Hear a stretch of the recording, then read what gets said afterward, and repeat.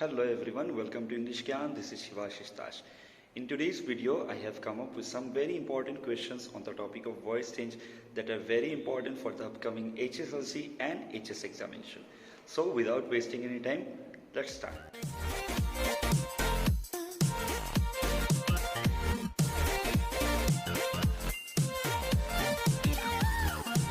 The first question is, the town was destroyed. Before we start to change the voice of a sentence from active to passive and from passive to active, we have to identify whether it is active or passive. The given sentence has an auxiliary verb was and also the third form of the verb destroyed. So if a sentence has an auxiliary verb and the third form of the verb, this sentence is in the passive form.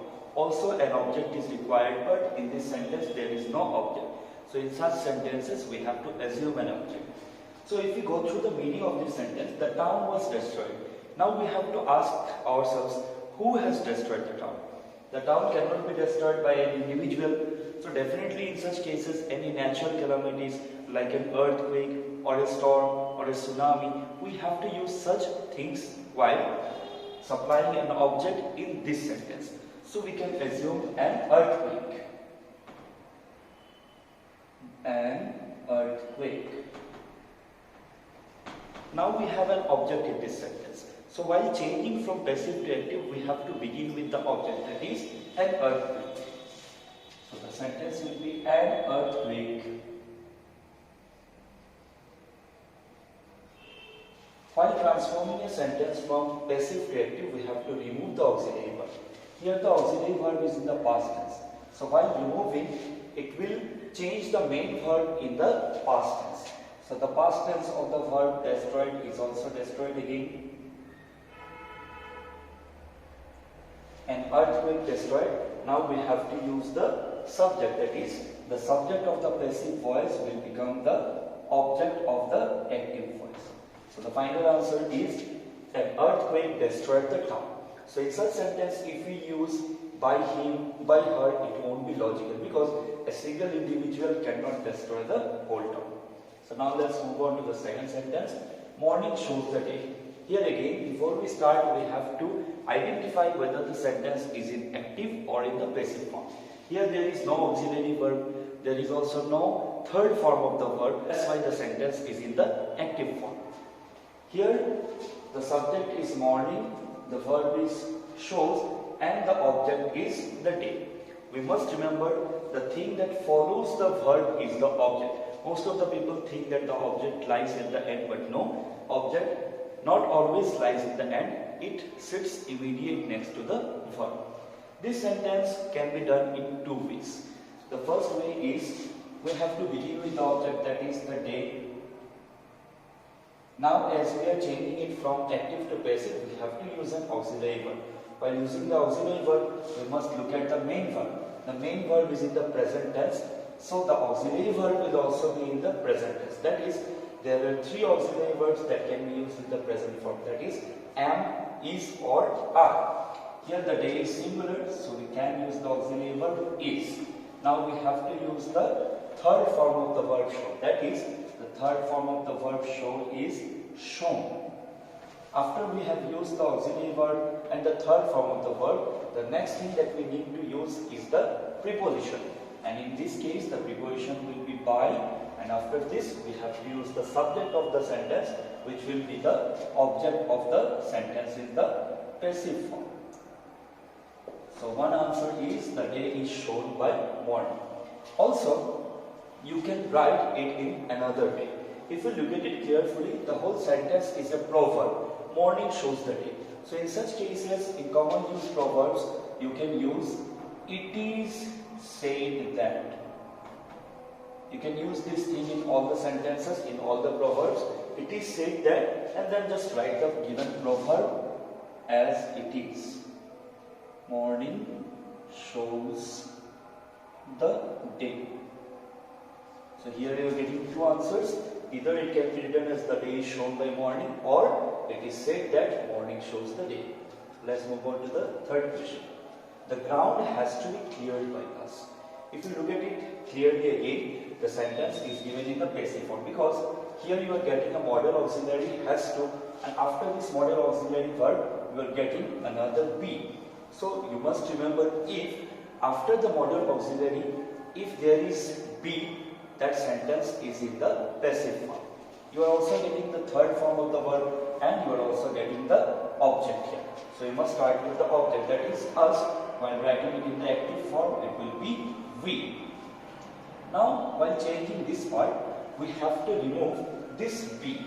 We must remember that if be is used after modal auxiliary, while changing it to the active form, that be is removed.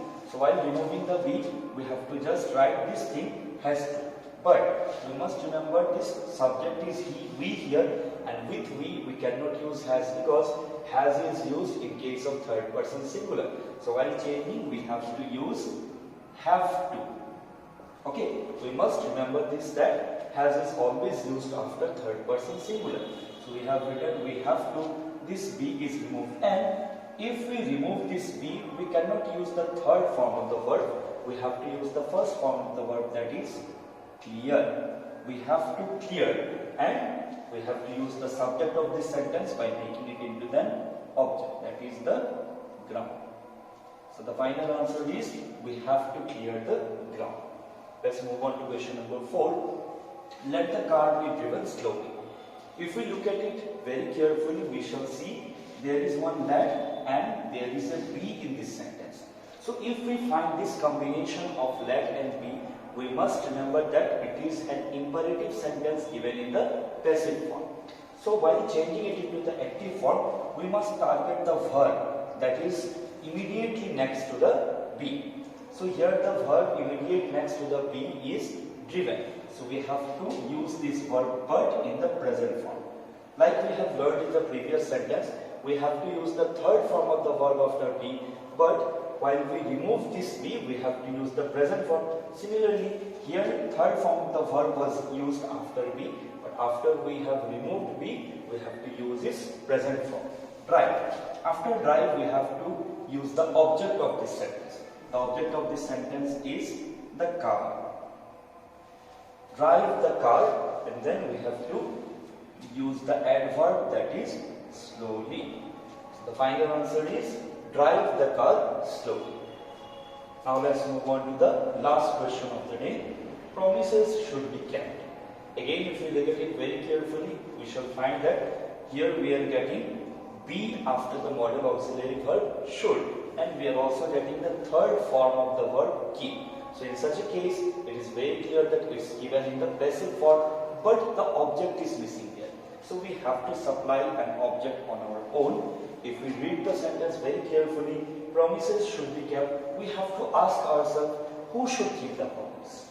So promises should be kept by one.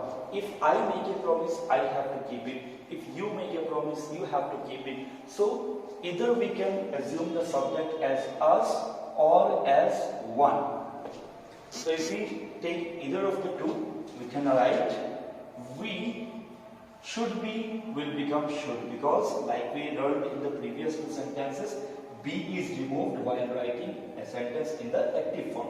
We should, and after writing should, we have to use the present form because be is followed by V3, but while removing be, we have to use the present form of the verb. That is, we should keep promises, or we can write this part as we should keep our promises, because we have to keep our own promises only. That's why we can write our promises. Again, if we use one, we have to write it as one should keep one's promises.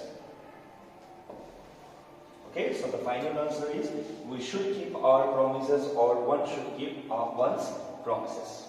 So I hope these 5 sentences are very much clear to you. Still, if you have any doubt regarding these sentences, feel free to leave your questions in the comment section below. And stay tuned to English Gyan for more such videos.